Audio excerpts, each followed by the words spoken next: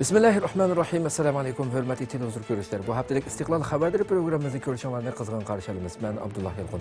Hürmetli televizyon görüşler aldı bilen biz Dıqtanağa bu hafta huzuruna sunmakçı olan haberlerimizin asasi mazmun tunuşturmaz. Dıqtanada Xitay saqçılarının qoral işiltiş çeklemesi bekar kılınmakta mavzulu haberimiz buldu.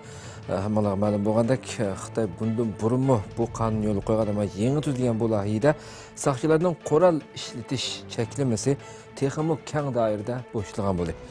Shundaqla Xitoy Rossiya chegarasiga boshqariladigan raketa o'rinlashtirdi mavzuli xabarimiz bo'ldi. Xitoy DF-41 tipli qit'alararo boshqariladigan raketasini Rossiya bilan chegaralanadigan Xeylonjiangning sharq shimoliga joylashtirgan bo'ldi. Ammo bu e'lon qilingandan keyin o'z axborotida e'lon qilib, orqadan yana buni o'rinlashtirganligini inkor qildi Xitoy. Shundaqla Amerika Xitoyga qarshi Hindiston bilan yaqinlashmoqda mavzuli xabarimiz bo'ldi. Amerika Qo'shma Shtatlarning yangi prezidenti Trump Hindiston bosh ministri Narendra Modini Amerikaga rasmiy ziyoratga taklif qildi. Bu va bundan boshqa xabarlarimizni ixtilofda bo'ldi. Diqqatlar ekranimizda bo'lsin.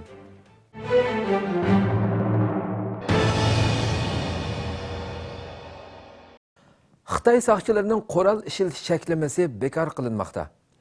Xitoy doiralari yangi e'lon qilgan saqchilar qonunining tuzitilgan loyihasida saqchilarning qoral ishiltish cheklamasining yanamı keng doirada bo'shitilganligini e'lon qildi. 2017 yılı 2. ayının 23. gündeki Angliya pul muamili vaqt gezdi xabardan ma'lum bo'lishicha Xitoy doiralari saqchilar qonunining tuzitilgan loyihasida saqchilarning qoral ishiltish cheklamasining yanamı keng doirada bo'shitilganligini e'lon qilgan. Xitoy saqchilarining yaqinqi yillardan buyon fuqarolarga o'q chiqarish ahvoli hassalab ko'p yuz berayotgan bo'lsa-mu, biroq Xitoy saqchilar qonuniga yangidan tuzitish kirgizib, saqchilarning qoral ishiltishiga qarata cheklamalarni yanama ilgirlab bekor qilishga yuzlangan. Bu hol jamiyatda keng bas munozara qo'zg'agan.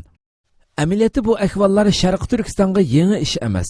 Xitoy Sharq Turkistonda 2014-yildan boshlab Uyg'urlarni bostirish, ularning zulmiga qarshi harakatlarini o'zil-kesil yo'qotish maqsadida ichki jihatda saqchilarning qoral ishiltish cheklamasini bekor qilgan.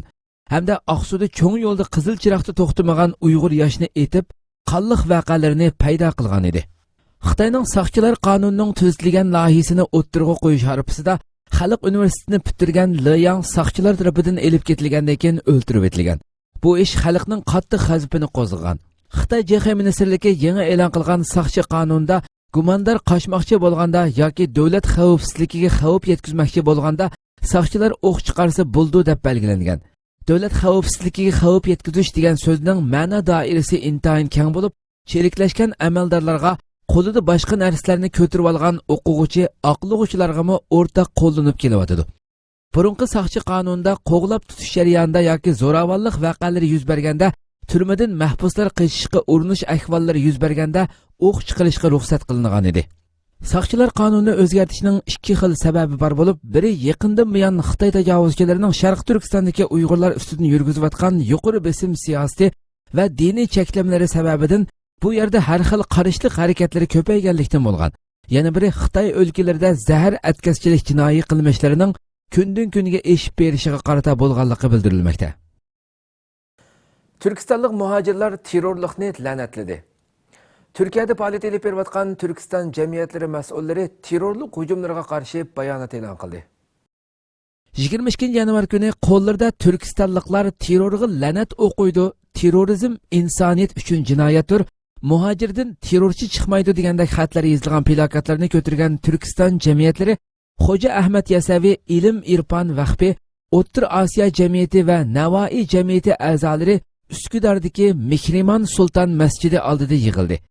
Bu yig'ilishda bayonot bergan Turkiston jamiyati raisi Burhan Kavuncu, Turkiyaga qartilgan terrorlik hujumlariga O'rta Osiyolik bo'lgan kishilarning qaytilib qolganligidan nihoyatda afsuslanganligini, jinoyatchilarning diniy va milliy tabiatliklarining birlikda tilga elinishining bir taraflamalik bo'ladiganligini bildirdi. Burhan Kavuncu yana barliq qabih qilmishlarga maydoni aniq holda qarish turadiganligini ta'kidlash bilan birga Turkiyaga kelgan Turkistonlik muhojirlar ilgari kelgan yerlik xalqdan faqat yaxshilik va qarindoshlik mehrini ko'rganligini, ota yurtimiz bo'lgan Turkistondagi qarindoshlarimiz o'zbeklar, qirg'izlar, tojiklar, qozoqlar, uyg'urlar, turkmanlar Turkiyani va Turkiya xalqini o'z qarindoshi deb biladiganligini, bu davlatga dushman bo'lgan kishilarni hargizmi do'st deb bilmaydiganligini eskartib o'tdi. Mahsum Acim Norvegiyada xotirlandi. Uyg'ur xalqining faxrlik ustozi marhum Abdulhakimxon Mahsum Acim Norvegiyadagi Uyg'ur jamoati tomonidan xotirlandi. 21 yanvar shanba kuni Norvegiyaning poytaxti Oslodagi Norvegiya Uyg'ur islom madaniyat markazi masjidida Uyg'ur xalqining yetuk olimi marhum ustoz Abdulhakimxon Mahsum Acimni xotirlash faoliyati o'tkazilgan. Faoliyatga Oslo va boshqa shaharlarda yashayotgan ko'p sondagi Uyg'urlar qatnashgan bo'lib, ustozning hayotdagi faoliyatlari va Uyg'ur jamiyati ko'rsatgan ta'siri to'g'risida tafsiliy ma'lumotlar berilgan. Faoliyat Norvegiya Uyg'ur islom madaniyat markazi masjidining imomi Umar Acimning Qur'on tilovati bilan boshlangandan keyin marhum ustozning ruhiga atab barliq jamoatlar birlikda xolis duo qilgan. Faoliyatda Umar Acim marhum ustoz Abdulhakimxon Mahsum Acimning hayotligidagi ish faoliyatlari, Sharq Turkiston ma'rif va hamkorlik jamiyatini qurib chiqish jarayonidagi tirishchanliklari, muhojirlik hayotidagi Uyg'ur musulmonlari uchun qilgan xizmatlari va to'hfalari to'g'risida tafsiliy to'xtalib o'tish bilan birga, bu ustozning Sharq Turkistondagi mashhur diniy olim Abdulhakimxon Mahsum Acimning ko'zga ko'ringan shogirdlaridan biri ekanligi. Abdulhakim Mahsum Acimning ustozi bo'lgan dadasi Abdujalil Damollamning yaqinqi zaman Sharq Turkiston tarixidagi mashhur olim va diniy islohotchi Abduqodir Damollamning eng ishonchli shogirdlaridan biri ekanligi tilga ilinib, marhum ustoz Abdulhakimxon Mahsum Acimning Abduqodir Damollamdak ilg'or fikr, qo'rqmas va tez bukmas jasoratga ega bo'lgan islom shahidiga bog'langan tarixlar yo'ritib berilgan. Faoliyat yana Norvegiya Uyg'ur komitetining komitet boshlig'i Nig'mat Hojimmo so'z qilgan bo'lib, ustozning vafotining Uyg'ur musulmonlari uchun o'rnini to'ldirib bo'lg'usiz darajadagi cho'ng bir yo'qotish ekanligini misollar bilan so'zlab o'tgan. Hamda muhojiratdagi Uyg'ur musulmonlarining avlodlarini ustozning izini besib mangadigan va ustozning orzu-armonlarini ishga oshirishda haqiqiy keraklik yangi bir avlod qilib yetishtirishning davr taqozosi ekanligini o'ttirg'a qo'ygan. Faoliyatda masjidning ma'zini Mamtimin Hojimmo marhum ustozga bo'lgan cho'nqur hurmati va ustozning vafoti bilan ig'ir qayg'uga cho'mganligi to'g'risida to'xtalib o'tgan. Faoliyat shom namozidan keyingi ta'sirli duo bilan oxirlashgan. Rabiya Qodir xonimning Tayvanga taklif qilinganligi to'g'risida muxbirlarni kutib olish yig'ini chaqirildi. 24 yanvar atigan Tayvanning markazi Taybeydagi Tayvan universitetining axborot e'lon qilish markazida Tayvandagi siyosiy tashkilotlardan biri bo'lgan Tayvan ittifoqi birligi tashkiloti Dunyo Uyg'ur guruhining raisi Rabiya Qodir xonimning Tayvanga rasmiy taklif qilinganligini e'lon qilish munosabati bilan muxbirlarni kutib olish yig'ini chaqirdi. 24 yanvar atigan Tayvanning markazi Taybeydagi Tayvan universitetining axborot e'lon qilish markazida Tayvandagi siyosiy tashkilotlardan biri bo'lgan Tayvan ittifoqi birligi tashkiloti Dunyo Uyg'ur guruhining raisi Rabiya Qodir xonimning Tayvanga rasmiy taklif qilinganligini e'lon qilish munosabati bilan muxbirlarni kutib olish yig'ini chaqirgan. Muxbirlarni kutib olish yig'iniga Tayvan ittifoqi birligi tashkilotining raisi Liu Yidi va Yaponiya Uyg'ur jamiyatining raisi Ilham Mahmud qatorliqlar qatnashib, muxbirlarning bu vaqtdagi savollariga javob berdi.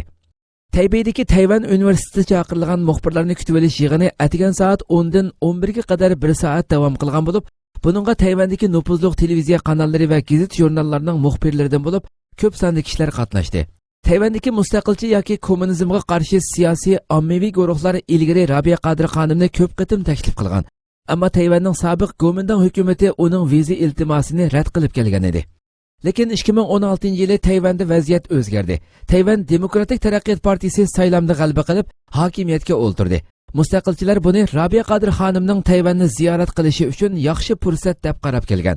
Erkin Osiyo radiosining bu vaqtdagi xabarda bildirishicha, Tayvanning Taybey shahrida o'ltirishliq Tayvan Uyg'ur do'stlik guruhining doimiy hay'at a'zosi Lin xonim uzun yillardan beri Rabiya Qodir xonimning Tayvanni ziyorat qilishi uchun harakat qilib kelayotganligini bildirib, Tayvan xalqi uning kelishini qarshi oladi degan. Lin xonim, albatta biz uning kelishini qizg'in qarshi olamiz. Rostni aytganda, o'tgan 9 yildan beri men va mening erim uning kelishini qo'llab keldik. Biz shuncha yildan beri uni ziyorat qilishga chaqirib keldik deb ko'rsatgan. Tayvan cho'nquruqliq komiteti chorshanba kuni Rabiya Qodir xonimning Tayvanga taklif qilinganligiga doir xabarlarga inkas bildirgan. Xitoy pochta gazetining ilgari surishicha, mazkur komitet agar chegara sirtidagi zotlar Tayvanni ziyorat qilishni iltimos qilsa, bu xil iltimoslarning Tayvan davlat bexatarlik manfaatiga qarab muvofiq bartaraf qilinganligini ta'kidlagan. Ammo ma'lumotlarga qaraganda, Rabiya Qadir xonim hozirga qadar Tayvan doiralariga viza iltimosi sunib boqmagan. Xitoy Rossiya chegarasiga boshquriladigan raketa o'rinlashtirdi. Xitoy DF-41 tiplik o'zi ishlab chiqargan qit'alar aro boshquriladigan raketani Rossiya bilan chegaralanadigan Xeylongjiangning sharqiy shimolidagi viloyatlarga o'rinlashtirganligini e'lon qildi. Ammo orqadan o'zi e'lon qilgan xabardan tenib oldi. Darakchi to'rining 24-yanvardagi xabarda ma'lum bo'lishicha, Xitoyda chiqadigan yer shari vaqt gazeti DF-41 tiplik Xitoy o'zi ishlab chiqargan qit'alar aro boshquriladigan raketani Rossiya bilan chegaralanadigan Xeylongjiangning sharqiy shimolidagi viloyatlarga o'rinlashtirganligini e'lon qilgan. Buning bilan birlikda bu raketaning suratlarini to'rda e'lon qilgan. Berilgan ma'lumotlarga qaraganda, e'lon qilingan bu suratlar Xeylongjiangning ma'lum viloyatlarida tortilgan.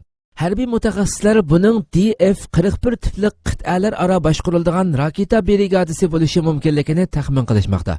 Gazetning bildirishicha, buningga munosabatli suratlarning e'lon qilinishi Amerika prezidenti Donald Trampning vazifaga o'ldirishi bilan munosabatli ekan.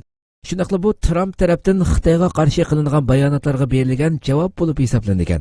Xitoy doiralari o'zining asosli tashviqoti bo'lgan yer shari vaqt kezdida Amerikaning Xitoy qurolli kuchlariga yetarli darajada ahamiyat bermaganligini tilga olish bilan birga, Amerikaning davomli o'z harbiy kuchini ko'z-ko'z qilganligini, buningga qarshi Xitoyning yadro kuchining eng kuchli darajada bo'lishi kerakligini, dunyodagi har qanday bir davlat Xitoy bilan bo'lgan to'qinishlardan ehtiyot qilg'idak holatga kelishi kerakligini o'ttirg'a qo'ygan. Gazet yana Xitoyning DF-41 tipli raketasi qo'lida bo'lgan vaqtdagi obrazi tashqi dunyoga nisbatan o'zgacha ko'rinadiganligi, bu raketa shuning uchun rol o'ynaydiganligi, buning Xitoy takdidiy nazariyasiga elib kelmaydiganligi, faqat Xitoy armiyasining nufuzini oshirishni maqsad qildiganligi tilga olingan. Tahlillarga qaraganda DF-41 tipli qit'alar aro boshquriladigan bu raketaga 10 dan 12 gacha yadro o'q beshi va ajraydigan bosh qism o'rnatilgan. Aniq bo'lgan ma'lumotlarda DF-41 ning bo'shliqdagi masofasi 14,000 kilometrga yetadigan. O'zbekistonda 40 ming mahbus qo'yib berilmoqchi. O'zbekistonda apu qilish qarorini amaliy ijro qilish uchun 40 mingga yaqin mahbusning apu qilinganligi xabar qilindi. BBC O'zbek radiosining 23-yanvar kuni bildirishicha, O'zbekistonda apu qilish qarorini amaliy ijro qilish uchun 40 mingga yaqin mahbusning apu qilinganligi xabar qilindi. Apu qilish qarori o'tgan yili 12-oktyabr o'tkazilgan yig'inda ma'qullangan ekan. O'zbekiston asosiy qonunining 24 yillik munosabati bilan qabul qilingan apu qilish to'g'risidagi qaror jinoyat o'tkazgan vaqtda 18 yoshga to'shmagan ayollarni, 60 yoshdan oshgan erlar, meyiblar, sil kesili bemorlari va chet el fuqaroligidagi shaxslarni o'z ichiga oldi ekan. Bu qatimqi apu qilish qarorini amalga oshirish vazifasi O'zbekiston Davlatlik Ministrlar Mahkamasiga berilgan bo'lib, bu Islom Karimovning o'limidan keyin e'lon qilingan tunji qatimliq apu qilish qarori bo'lib hisoblangan. Bildirilishicha, bu qaror O'zbekistondagi minglagan diniy va siyosiy mahbuslarni o'z ichiga oldigan yoki olmaydiganligi texi aniq emas ekan. Chunki O'zbekiston hukumatı hozirgacha davlatida diniy va siyosiy mahbuslarning tilga olg'ida ko'p emasligini da'vo qilib kelmoqda. Xitoyda VPN ishlatish jinoyat hisoblandi. Xitoyning Sanoat va ilm-fan texnika ministrligi 2018-yil 3-oygacha tam atlash detali VPN ishlatishni cheklaganligini e'lon qildi va bundan keyin tam atlash detali VPN ni ishlatish jinoyat hisoblanganligi bildirildi. Xitoy xili burunla Facebook, YouTube va Twitter qatorliq bir qism ijtimoiy torlarni ishlatishni cheklab, uning Xitoy tabasida echilishini to'sib o'tgan edi. Buningga qarata oz sondagi internet ishlatuvchilar tam atlash detallaridan foydalanadi. Xitoyning Sanoat va ilm-fan texnika ministrligining bu vaqtdagi bayonotiga qaraganda, internet ulinishining sog'lomligi uchun 2018-yil 3-oygacha tam atlash detali VPN ishlatishni cheklaganligini e'lon qilgan bo'lib, bundan keyin tam atlash detali VPN ishlatish jinoyat hisoblanganligi bildirildi. Xitoy doiralari 2016-yili nihoyatda ko'p sonda tam atlash detali VPN mulozimatlarini Xitoyda qo'llanishni cheklagan bo'lib, ko'p sondagi korxona, shirkatlar pul to'lab setib olgan VPN mulozimatlarining ishlamayotganliklaridan shikoyat qilishgan edi. Xitoyning VPNni cheklaganligiga doir qonun to'g'risida buningga qanday jazolar berilganligi va qonunni qanday tatbiqlaydiganligi texi aniq emas. Amerika Xitoyga qarshi Hindiston bilan yaqinlashmoqda. Amerika'nın yeni prezidenti Trump, Hindistan'ın baş ministeri Narendra Modi'ni Amerika'ya resmi ziyaretke teklif kıldı. Amerika'nın yeni prezidenti Trump, Hindistan'ın baş ministeri Narendra Modi'ni Amerika'ya resmi ziyaretke teklif kıldı. Aksaray'dan berilgen bayanatı bildirilişçe, iki devlet rehberi telefonda görüşüp, Amerika bilen Hindistan arasındaki ortaklıklarını yanımı güçlendiriş üçün iqtisadi meselelerden tartib mudafiyagachi bo'lgan keng doiradagi ishlarda yangidan bir hamkorlikda bo'ladiganligini bildirishgan. Bayonotda yana bu ko'rishishda Modini rasmiy ziyorat uchun Washingtonga taklif qilgan Trumpning dunyoviy masalalarda va muomalada Hindistonni o'rtoqlikqa ega haqiqiy do'st deb qaraydiganligi, ikki davlat rahbarining dunyoviy terrorizmga qarshi mo'lini mo'liga tirab kurash qilishda o'rtaq qaror olganligi bildirilgan. Aqsaray mas'ullarimi Modini bu yil ichida Amerikaga ziyoratga kelishini kutadiganligini bildirishgan. Hindiston bosh ministeri Modi 2016-yili 11-oydagi Amerika saylamida utib chiqqan Trumpni tabriklab, Amerika prezidentining Hindistonga qarata do'stona muomalasini madhilagan edi. Ba'zi bayonotlar Amerika-Xitoy to'qinishini keltirib chiqarishi mumkin. Türkiye'de çıkıdığan yeni akit gezinin 25 yanvar gündeki sahifasida Amerika ve Xitay uruşunun işki aldığı keldi temizde haber e'lon qilindi. Türkiye'de çıkıdığan yeni akit gezinin 25 yanvar gündeki sahifasida Amerika ve Xitay uruşunun işki aldığı keldi temizde haber e'lon qilindi. Haber deyilishicha Xitayning rasmiy axborot organi bo'lgan Xitay kundulik gezitining bosh sahifasida Amerikaning yeni rahbarligining Tayvan masalasi va Janubiy Xitoy dengizi masalasini Xitoy bilan strategik kurashda kozir qilib qo'llanganligidan gumanda bo'lganligi to'g'risida yozma e'lon qilingan. Yozmada Amerikaning tashqi ishlar ministri Rex Tillersonning Xitoyning Janubiy Xitoy dengiziga xo'jayin bo'lib olishini to'simiz degan bayonotiga qarata, agar mushu xildagi hujum xarakterlik so'zlar amalga oshishiga yuzlansa, u holda ikki davlat orasining buzilishiga sabab bo'ladigan natijalar maydonga chiqishi mumkin deb ifoda bildirilgan. Xitoy kundulik gazetasining bosh sahifasidagi bu yozmada yana yeni navbatlik Aqsaray bayonotchisi Saan Sipkarning 24 yanvar kundagi yig'inda Janubiy Xitoy dengizida Amerikaning manfaatini qo'g'daymiz va xalqaro nizom doirasida mudofaalanamiz degan so'zlari tilga ilinib, ikki davlat o'rtasida urush yuz berish ehtimolining yuqorilganligi bildirilgan. Xitoy doiralarining rayonda harbiy hozirliklar elib berayotganligi to'g'risida jamoat fikri hosil qilingan sun'iy hamro rasmlari bilan amaliyotning nihoyatda cho'ng farqliq ekanligini ilgari surgan bosh yozma Trump va uning tarafdorlari Janubiy Xitoy dengizida mudofaada turg'idek hech qanday ish mavjud emas. Agar rayonda urush yuz bersa, u holda bu Amerika tarafining qilmishlari sababidan bo'ladi deganlarga alohida o'rin bergan. Xitoy doiralari Trumpning o'tgan oyda Tayvan prezidenti Tsai Ing-wen bilan elib borgan bevosita telefon suhbatiga qo'pol holatda inkos qaytargan bo'lib, Trumpning 1979-yildan beri Beijing doiralarini Xitoyning birdan-bir vakili deb bildigan Amerika siyosatini tanqidlaganligidan afsuslanganligini bildirgan edi. Amerika-Xitoy savdo urushi yuz beramdi. Amerikaning 45-navbatlik prezidenti Trump Xitoy tijoratiga qaratilgan siyosatlarni to'xtatganligi va Xitoy mollaridan 45%gacha boj olganligini tilga oldi. Yangi Shafaq gazetining 20 yanvar kundagi xabarda Amerikaning 45-navbatlik prezidenti Trump Xitoy tijoratiga qaratilgan siyosatlarni to'xtatganligi va mollaridan 45%gacha boj olganligini tilga oldi. Trump Xitoy bilan bo'lgan Amerika tijoratini uzun vaqtdan beri tanqidlab kelayotgan bo'lib, Amerika korxonalari bilan bo'lgan raqobatda ustunlikni qo'lga keltirishga urinayotgan Xitoyni pul o'lchimini monopol qilish bilan ayblagan. Xitoy Amerika bilan bo'lgan tijoratning uzluksiz eshishiga albatta ko'ngil bo'ladi. Shunday bo'lsa 2016-yili har oyda taxminan 30 milliard dollarlik qiyin bir iqtisodiy darajada va eksportda tuvallash ko'rilgan. Buning oldini olish uchun Xitoy davlatlik axborotlari Amerikaning GM, Apple, Boeingga o'xshaydigan kuchli setish bozoriga ega Amerika shirkatlariga o'ch elish xarakterida muomala qildiganligini, buning bilan og'ir ziyonga yo'l ochildiganligini bildirgan. Xitoy raisi Xi Jinping Davosdagi bayonotida hech kimning iqtisod jangida utuq qozonolmaydiganligi uchurini bergan. Ma'lum bo'lishicha, Trump sahnaga chiqishdan ilgari har ikki tarafdagi ish boshqaruvchilar Xitoy doiralari bilan birlikda faqat shaxsiy manfaatdorlarga foyda elib kelgan.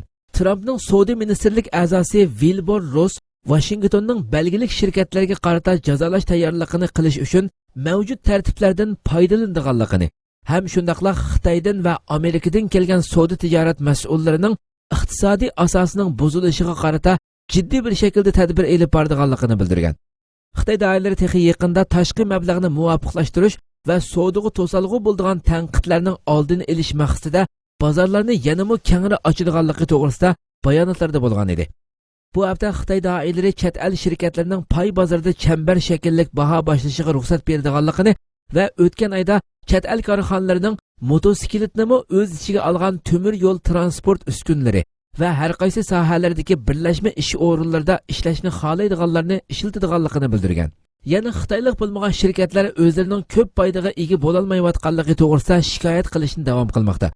Amerikalik shirkatlarning 80% Xitoyda elib berilgan bir qatimliq Amerika savdo tadqiqotida chet el korxonalarining intayin oz nisbatda qarshi ilinganligini so'zladi. Xitoy ish qila olishi mumkin bo'lgan rad tartibda Saudiya Arabiston va Ukrainadan keyin 84-ratda tizilgan. Shundaqla 2016-yildagi Dunyo bankisining ish qilish qulayligi mundarajasiga va iqtisodiy taraqqiyot birligining chet el mablag'iga munosabatlik chekluvchilik dokumentlariga kirgizilgan. Suriya masalasidagi Ostona yig'ini qanday natijalandi? Qozog'istonning poytaxti Ostona shahrida o'tkazilgan Suriya urushiga munosabatlik tunji qitimliq taraflar uchrashishi 23-yanvardan 24-yanvargacha elib berildi. Dunyoning diqqatini tortayotgan Qozog'istonning Ostonadagi 6 yildan beri davomlashib kelayotgan Suriya urushiga munosabatlik tunji qitimliq taraflar uchrashishi 23-yanvardan 24-yanvargacha o'tkazilgan bo'lib, bu uchrashishda har qaysi taraflar o'rtasida har xil talash-tortishlar bo'lib o'tdi. Suriyadagi Bashar Asad kuchlari bilan uningga qarshi muxolifatchi qurolli guruhlar o'rtasida elib berilgan Ostonadagi bu uchrashish Suriya masalasi uchun intayin muhim bir bosqich bo'lib hisoblanish bilan birga o'xshash bir vaqtda yana ega bo'lgan javobga qaraganda natijasi ko'p savolni o'tirg'a elib chiqdi. Bu qadimgi taraflar uchrashishi Turkiya, Rossiya va Eronning vositachilig'i, Amerika va shuningdek bir qancha davlatning nazoratchiligi ostida elib berilgan bo'lib, Suriya urushini oxirlashtirish uchun besilgan eng muhim qadamlarning biri deb qaralmoqda. Ostonadagi 2 kunlik muzokara jarayonida e'lon qilingan Suriya urushiga munosabatlik 2 betlik bayonot tuvandikilarni o'z ichiga oldi. Birinchi, Suriyaning ko'p millatlik, ko'p tillik, bir mazhabga bog'lanmagan demokratik bir davlat bo'lib, zamin butunligi, mustaqilligi, birligi va o'z hukmronligiga ega bo'lgan bo'lishi alohida ta'kidlangan. Ikkinchi, Suriya masalasini qurol kuchi bilan hal qilg'ili bo'lmaydiganligi, uning faqat siyosiy yo'l bilan hal bo'ladiganligida o'rtaq tunish hosil qilingan. Uchinchi, urush to'xtatish kelishimining davomlashishi. To'rtinchi, urush to'xtatish kelishimining nazorat qilinishi va buningga qaratilgan ig'vogarchilikning oldini olish uchun 3 taraf mexanizmining o'rnatilishi. 5. Daesh va Nusrat jabhasiga qarshi o'rtaq kurash qilish. 6. Qurolli guruhlarning 2-oyning 8-kuni Janvada ochiladigan yig'inga qatnashish talabini qo'llash. Axborotlardan maxfiy elib berilgan bu muzokaralarda muxbirlar ega bo'lgan ma'lumotlarga qaraganda, buningdagi ba'zi moddalarning yozilishida tushunishmasliklar maydonga chiqqan. Taraflarning urush to'xtatish to'g'risida o'xshash ko'z qarashda bo'lmasligiga qaramasdan, buning ijro qilinishi bilan munosabatlik bo'lgan fikr ixtiloflari bu 2 kunlik muzokarada alohida ko'zga ko'ringan. Urush to'xtatish kelishimining ijro qilinishi bilan munosabatlik eng muhim bo'lgan muzokara Shamning ichimlik suv manbasi joylashgan Barada vodisida Bashar kuchlarining elib borgan harbiy harakat to'g'risida bo'ldi. Bashar vakili Barada vodisining ba'zi yezlarida qurolli kuchlar bo'lgan Nusrat jabhasining kuchli ekanligini, ularning ichimlik suvga benzin aralashtirayotganligini, shu sababdan Shamda millionlarcha insonlarning suvsiz qolganligini bildirdi. Suriya qurolli guruhlari vakili bo'lsa, Bashar kuchlarini ichimlik suv manbasini va puhralarni bombalab vayronchilik va sonsiz o'limlarni keltirib chiqarganligi bilan aybladi. Hamda agar bu va'dada Basharning hujumi davomlashadigan bo'lsa, Ostonadagi muzokaralarning hammasi nol bo'lganligini eskartdi.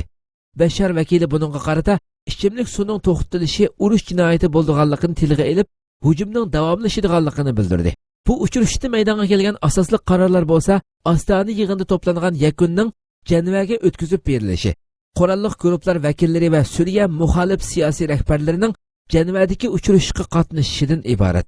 Suriyadagi 6 yildan beri davomlashib kelayotgan bu ichki urushda 300 mingdan ortiq odam hayotidan ayrildi. 11 million kishi musofir bo'lgan. Bu yig'inga Birlashgan Millatlar Tashkiloti vakili Stefan va Amerikaning Qozog'istondagi bosh elchisi qatnashgan. Bashar Asad vakillarining rahbari bu yig'inda o'tgan oydagi urush to'xtatishni rasmiy kuchga ega qilishga diqqatni qaratish, shundaqla buningga qanchalik ishonishga bo'lganligi va ahvoldagi jiddiychilikning qanchalik darajada ekanligini biladigan bir sinaq bo'lganligini bildirgan edi.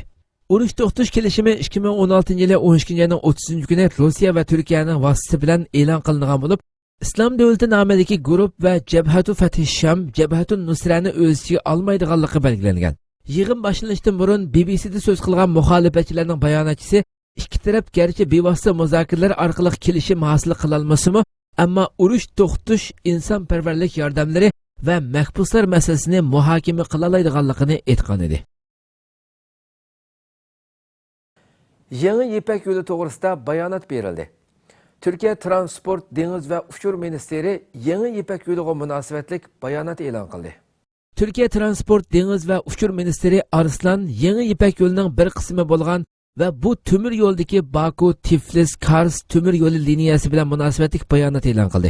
Bu bayonotida loyihaning bitishi uchun taxminan 2 oy atrofida vaqt qolganligini, jiddiy bir shaklda ishning davomlashayotganligini, ammo qish mezgili bo'lg'achqa duch kelgan qiyinchiliklar sababidan 3 ve 4 aylarda loyihaning bitidiganligini tilga ilish bilan birga Baku Tiflis Kars temir yo'l liniyasi o'rtaq koridorning muhim bir halqasi ekanligining alohida diqqat tortadiganligini, shunga bu loyihani plandagidan burun bitirishga oldirayotganligini bildirdi. U so'zda bu loyihaning Karsdan Bakugacha bir liniya, Bakudan Qozog'iston hamda Turkmaniston va O'rta Osiyogacha davomlashib, Xitoygacha boradigan yana bir liniyani o'z ichiga olgan 2 liniyadan tarkib topadiganligini, faqat Qozog'iston liniyasidala har yili 10 million tonna yuk to'shildiganligi, shunga har qaysi davlatlarimo o'z liniyalarini Yangi Ipak yo'lini asos qilib turib elib berayotganligini tilga ilib o'tdi. Ministr Arslan bayonotida yana hammaning mushu yo'nalishda harakat qildiganligini, chunki hozirgi Janubiy va Shimoliy Koreyadagi yoki dengiz liniyasida taxminan 50 kun atrofida vaqt ketadiganligini, Xitoydan bu yukni Angliyaga yoki Germaniyaga, Fransiyaga avatish uchun taxminan 45 dan 62 kun atrofida vaqt ketadiganligini, o'rta koridordan avatilsa 12 kundan 15 kun atrofida vaqt ketadiganligini, demak taxminan navbatda 3 qism vaqtning qisqaradiganligini bildirdi. Hürmetli televizyon şuna qilib bu haftalık istiqlal xabarları programımız bu yerda oxirlashdi. Kelar qatimgi programmamizni ko'rishgacha sizlarni Janobi Alloh topshiramiz. Shuna qilib program oxirida ekran orqasiga barliq xizmatdoshlarimga ko'p rahmat aytaman. Assalomu alaykum va rahmatullohi taala va barakatuh.